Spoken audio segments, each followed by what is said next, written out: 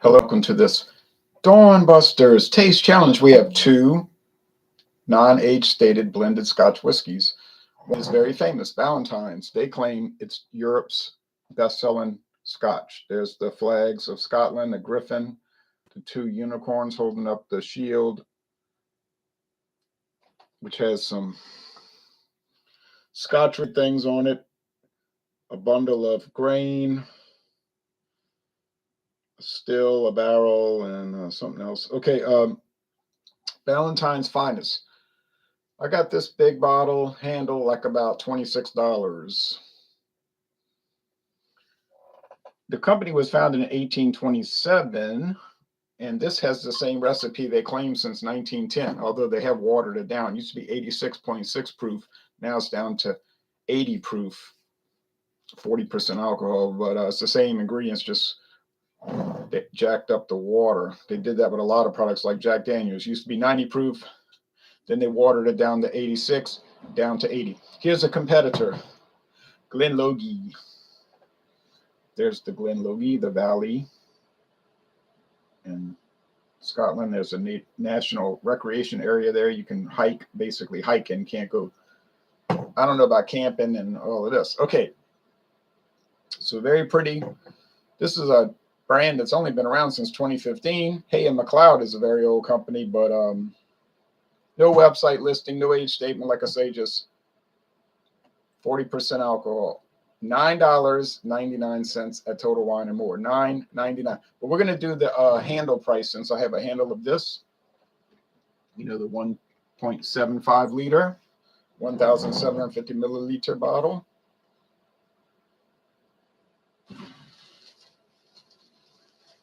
Brown bottle is better because it protects the whiskey from light. Light can cause damage to the whiskey, just like with beer. Not as serious, but can do it. So there's a pretty bottle.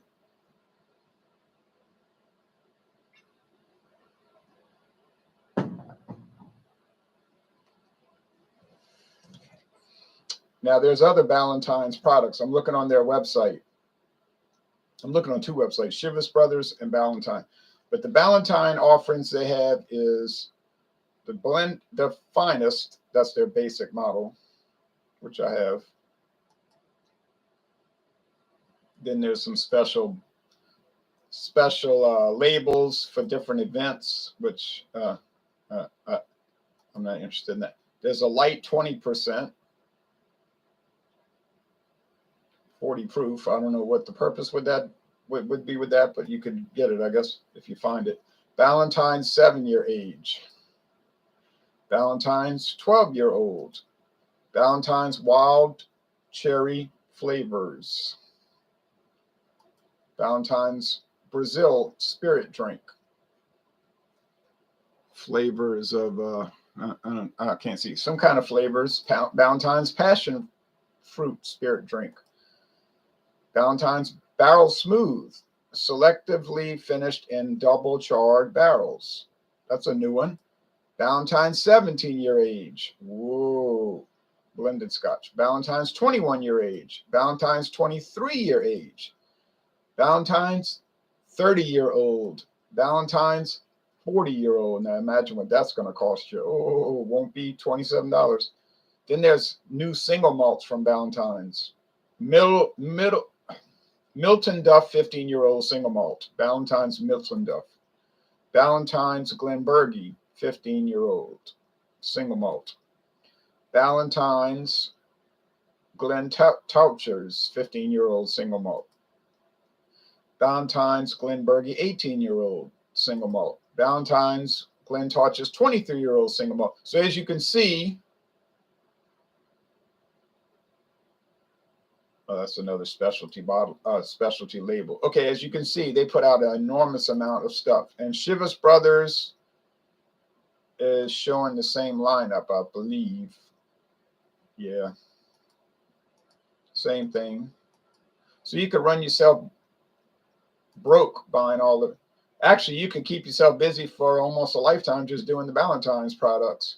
You wouldn't run out of choices, but you might have trouble finding them. That's the issue. I think in Europe they're more common. I don't know about the United States. I've only seen Ballantines Finest over here. Let's look on Total Wine and More. Glen, Logie. So $24.99 for the handle. Okay. Ballantines. $27.99. So a $3 difference. Well, what do you know about that? A $3 difference if you buy the big bottle. Okay. Fair enough. Famous versus not even hardly known. But that ain't really my problem. All right.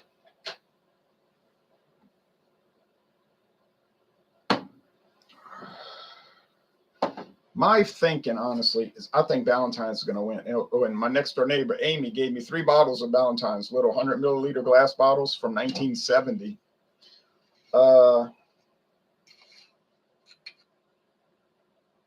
She got them at an estate sale for $1 a piece. I said, well, no, I don't want to drink your product. Oh, she said, we're never going to drink it. I said, well, why'd you buy it? She said, because it was $1. I said, okay, Amy. And I drank those after the hurricane. I was so stressed out after the hurricane, you know, with all that stuff going on. So there it is. Gold. I don't know the age statement. I'm trying to see, did I overlook something? It's a 2020 bottle. 2020 bottle.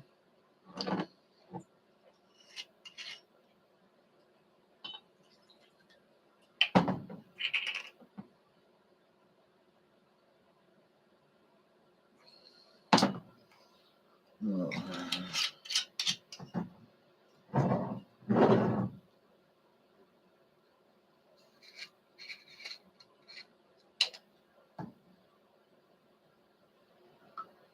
Good.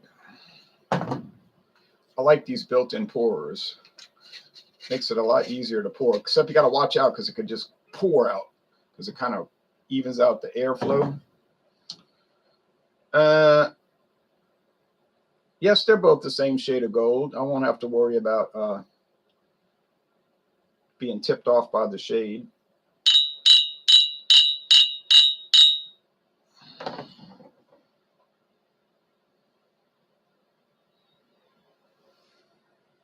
What does that say? It's warming up. Okay, already. I think I'll get the Ballantines correct because it's got that creaminess. It's like cream. You say, well, it doesn't contain cream. I know it doesn't, but it just tastes creamy. I don't know what else to say. Okay. Like I say, $3 difference, so that's not a big deal. It's a deal. It's $3, but it's not a big deal.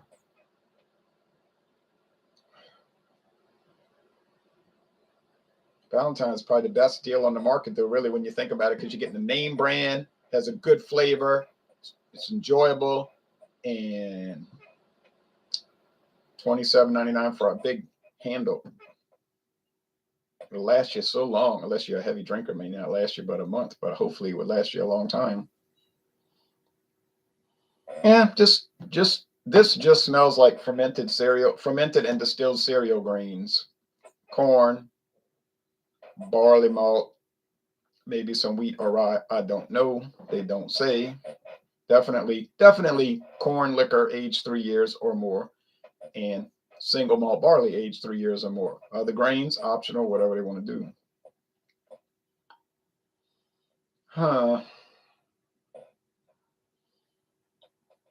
This smells like the same thing, but maybe a little honey, but not much. So either one of these, either way you go on the nose, is not much happening.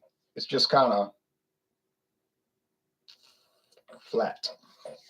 Not a bad aroma, not offensive or off-putting, just not a whole lot happening with it. So now we'll try the taste.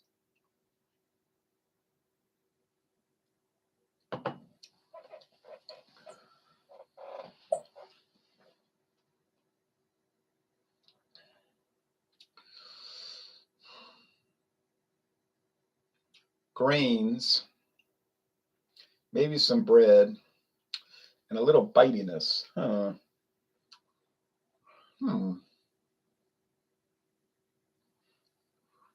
I don't know what that is. I didn't expect that.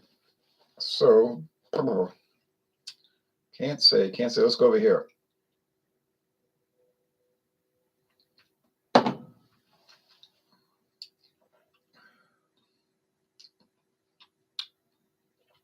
Honey top white bread crust.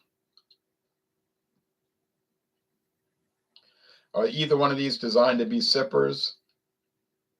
No, I don't believe so. They're designed to be mixers. First thing you see on the Ballantine's website, aside from this strange looking whatever it is person, and they are like bragging that they support that culture. I said, that's not culture. That's the destruction of culture. But anyway, but they might be misguided. You see, well, they are. But beyond that,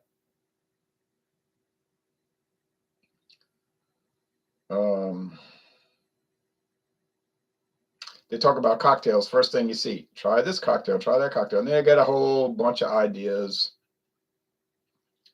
I'm not a cocktail person. I'm going to tell you right now. So don't look for it on this channel. Unless it's a canned cocktail that's pre-mixed, I'll do a review. I don't drink them. You know, they're all full of sugar and all. Like you say, well, you might be telling me, but you review all kind of sugary drinks, all kind of wine specialty products like those Angry Orchard ciders or those pre-mixed cocktails. That's true. I do review those, but I don't drink them like on a regular basis. So like I'm going to the store today. That's the plan, to buy a case of beer as a standby beer, something to drink every once in a while without thinking much about it, but just enjoying it. That's going to be probably either Natural Light or Milwaukee's Best Natural Ice or Milwaukee's Best Light. No sugar added, no sugar in them. And so they're much more pleasant, you know, and much more pleasant. Even more enjoyable than those super high level imperial stouts with jacked up major alcohol and all kind of chocolate flavor or cherry flavor or Mackinac coffee stuff. You know, those are all like close to 100 out of 100. They taste so good, but you wouldn't want to drink them all the time because then you would be so disgusted with them. And in a real world application, I would rather drink natural ice over those fancy pants imperial stouts, which in a technical sense score higher. You see what I'm saying? Because you say, oh, it's so well done, it's barrel aged and Heaven Hill whiskey barrels or whatever brand or something like that. Oh, it's so rich, and or people like to say on the internet, decadent and all this. It's all those things. And I've given them hundreds. Gave the Mackinac Stout 100. Gave the Bourbon County brand Stout 2022 a 100 out of 100. But they're not really enjoyable to drink on a everyday practical basis. See, like it's sort of like automobiles. You could buy this. Oh, I bought this thing. It's got 700 horsepower. It's amazing.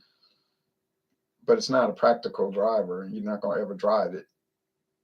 Not much, because you'd be so worried about it getting hurt. You pay all this money, and then it's too powerful. You hit the gas and you blow through the parking lot. You know, so you're just trying to drive, go to the grocery store or something to buy some charcoal and meat for the barbecue. So some of these things have a technical value, that's technical quality score that's much higher than its practical application score, which would be usually much lower. Okay. These are, in a scoring sense, okay, not so high, because they just mixers and they bland and simple, you know, relatively bland and simple in just basic commodities, basic brands. But if your approach is to mix cocktails, yeah, go ahead, buy them. But you know, you could do better than that because you're paying $27.99 or $24.99. Fine. But why not go to Winn-Dixie and buy a Winn-Dixie Scotch? I mean, they got bottles on sale over there sometimes for $14.99 for a handle. Is it any good? I couldn't tell you. But it's only 3-year age. I'm pretty sure it's basic. But if you're gonna mix it with all kind of fruit and sugar and a simple syrup and bitters and all of this and that, and tomato juice and a green bean, a string bean or whatever, a green bean, you know what I'm saying, or cocktail onions and Tabasco. So, just go with the cheapest one, I guess.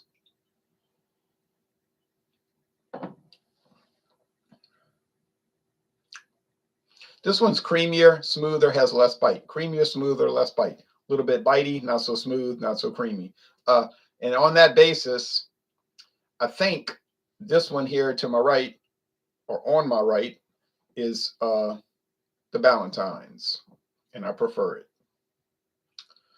Shockingly, it's the Glen Logie. First one I got wrong in this series. Didn't think I'd get any wrong, but I did, and I got to live with it. So these are pretty close. How you like that? But the Ballantine had the burn, or the bite, not the burn, the bite. Little unpleasant. So, well, sorry, Chivas Brothers. I hope you're not angry.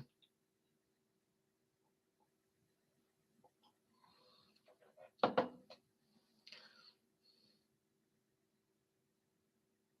guess they're not going to send me anything else, which would be no change since they never sent me anything in the first place in my life. But that's okay. I can buy it. I have the money. We have the money. We can make him bigger. We can make him stronger and faster. Dun, dun, dun, dun. All right. So save the $3 and get the Glen Logie. So you think these little independent, off-the-wall brands, they're really not that independent because the parent company is Witt and McKay, and I don't think they're really that independent and small. But you know what I'm saying? No, I mean, so but like I say, save the money and get the Glen Logie because $3 cheaper. And I'm unanimous in that since I did a price check. All right. So no knock against Ballantines except for that little bite. So I don't know where that's coming from. I never noticed that before, but I guess you do these taste comparisons and it brings things up. Love that embossed bottle though. Established 1827. Yeah. That's before Greece was an independent country.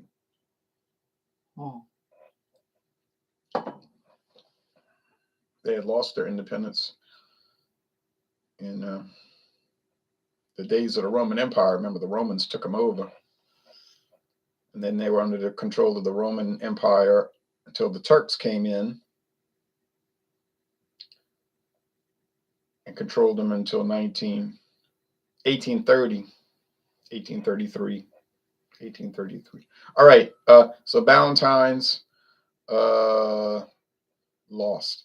All right. Next time, we're going to bring in another Chivas Brothers product, formerly a Seagram's product. See, a lot of these used to be under Seagram's control, but Seagram's went out of business. And all their assets were sold off to various purchasers.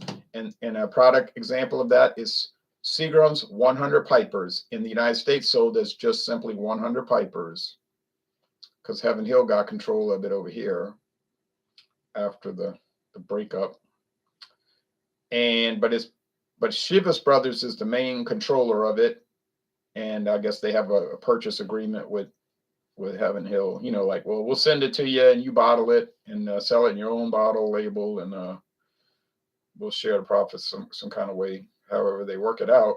Don't know. They do the same thing with the Corona beer. It's produced by Anheuser-Busch InBev, but once it crosses the border, then it's a Constellation brand. And so 100 Pipers next time, maybe Thursday, and it'll be close. 100 pipe is a lot cheaper than Glen Logie. Oh, for the handles, But the regular bottles, yeah, it's only like $2 cheaper. Maybe $1 cheaper, depending where you shop. Yeah, $1. So it's the same. They like the same, same price. 100 pipers versus Glen Logie. We'll just say, but we'll check on it though. I'll check the handle prices, but they're about the same. And then hopefully I won't get that one wrong. I'll be so disgusted if I get that one wrong, because I feel like, I don't think like, I feel like it's a feeling that I have that I can taste the 100 pipers, that I've gotten used to it. I already went through one bottle, and I have the feeling that I'm gonna be able to differentiate it. But then once that's done, we're gonna move on to Dewar's, the Dewar's family. Well, it'll be another close competition, I guess, except for the 12-year. Ain't no way Glen Logie's got a chance against that, but be interesting just to see it get decimated. All right. Thanks, everybody, and see you around the bend.